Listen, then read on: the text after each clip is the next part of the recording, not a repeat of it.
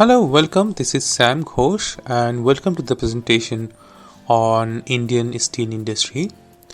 I have divided this presentation in 5 sections. So, first, I will talk about why this industry is important in a global context and also in Indian context.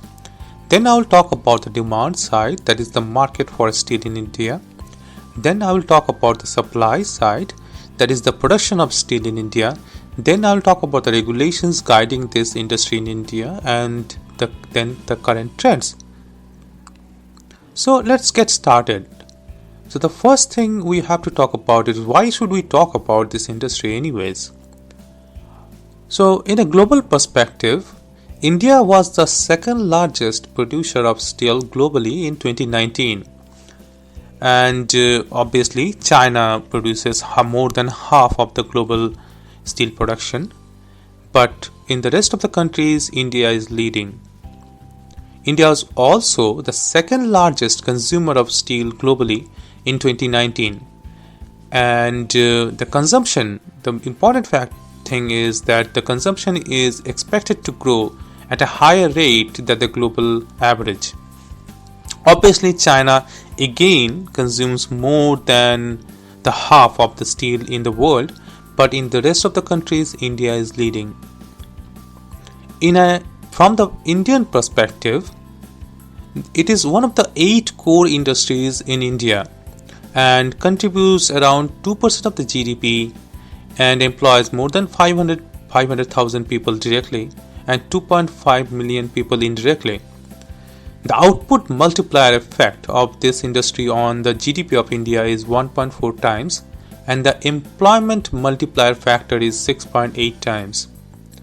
As per Ministry of Steel data, India is a net exporter of finished steel in India, and you can see the next net export is around 0.9 million tons till January 2020 from April 2019. Now let's talk about the demand side of this industry. While talking about the demand side, let's talk about the consumption. So the domestic consumption of finished steel in products in India is increasing at a rate of 6%. And you can see by 2020, that is the calendar year, the consumption is expected to be around 108.7 million tons. It is the projection of the World Steel Association. Now, the important factor is the per capita consumption of steel in India is really low. It is at 74 kgs compared to the global average of 224.5 kgs. Now, the important factor, another factor is that we should compare this figure with China because it is also an emerging country, and China, the per capita consumption is 590 kgs per capita. So also the National Steel Policy 2017 aims to increase the per capita consumption to 160 kgs by 2030-31.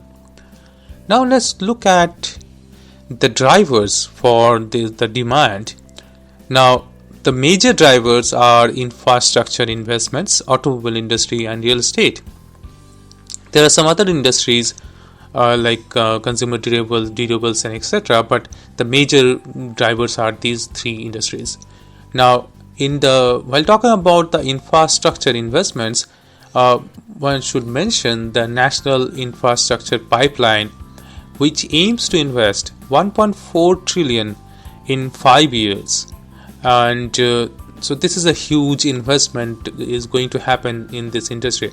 Now, automobile sector is experiencing a slowdown in the short term and dealing with the emission regulations, rise of sharing economy and economic slowdown itself. But the Automotive Mission Plan 2026 aims to make Indian automotive industry among the top 3 in the world, and it also aims to increase the GDP contribution from 7.5% now to 12%. Generating an additional 65 million jobs. Now let's talk about the real estate. It is expected to reach $1 trillion by 2030, and by 2025 it is expected to contribute 13% of Indian GDP.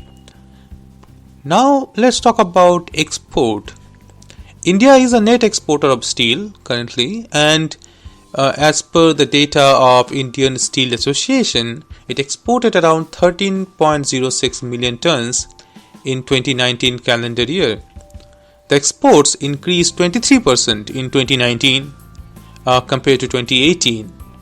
Now, the major destination, the primary destination for Indian exports, steel exports, are Vietnam, Nepal, UAE, Italy, Belgium, etc. Now let's talk about the supply side for this industry. India is the second largest producer of steel in the world, with 5.9% of global production share. Most of the production, 80% of the production, happens by the private sector players and 18 to 19% by the public sector players. This is a very different scenario from before the economic liberalization in 1992, when the licensing requirement for this industry ended and made ways for the private sector players. Indigenous availability of high-grade iron ore and non-coking coal helps this industry. The production capacity in India is divided between basic oxygen furnace, electric arc furnace, and induction furnace. But quality-wise, Indian steel production has some issues. The steel produced in India are not suitable for many high-end applications. The reasons are: the first one is the limited availability of essential raw materials. Another major factor, is lack of R&D investments that we will see later. If we talk about imports, India imported in the first 3 quarters of this financial year, India imported more than 5.5 million tons of finished steel. 70% of the imports are non-alloy, 17% alloy, and 13% is stainless steel.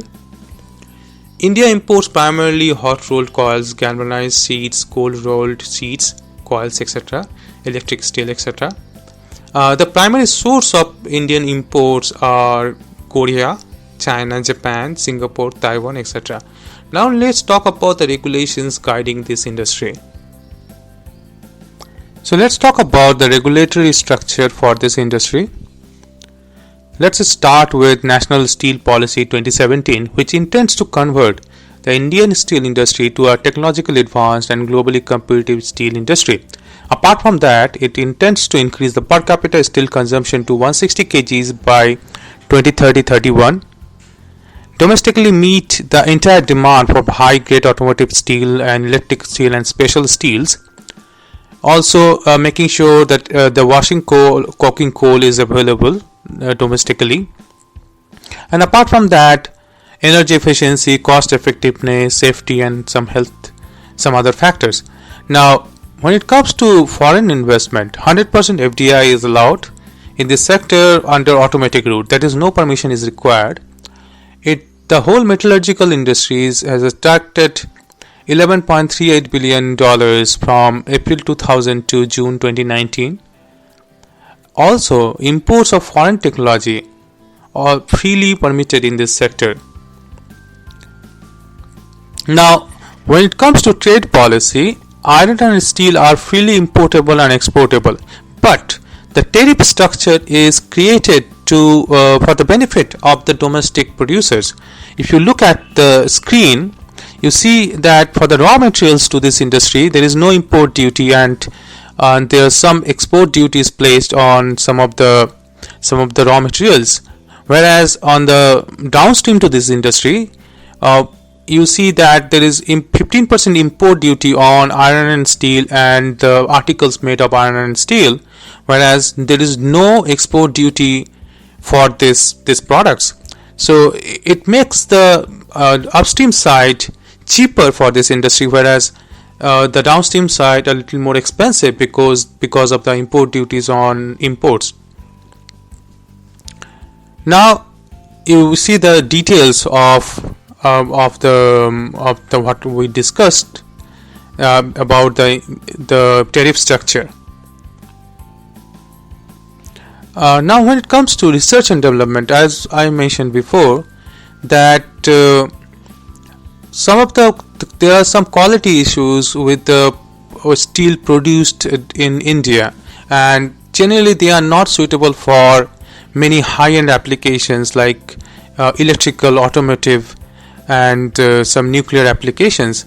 Now, India imports to meet the requirements. At the same time, the R&D by large steel companies is really low compared to their global counterparts, especially the companies in USA, Japan, and South Korea. That's why Ministry of Steel initiated many schemes to promote R&D in this sector, such as the impacting research and innovation and technology, research and innovation and technologies, and Steel Research and Technology Mission of India, Steel Development Fund, etc. Now let's talk about some of the current trends in this industry. So let's see some of the trends in this industry. The prices have been downward trending for almost the whole 2019, but saw upward movement at the year end. The production as well finished steel was downward trending for the whole year almost, and saw upward movement at the year end, a little bit upward movement. The consumption was pretty much flat.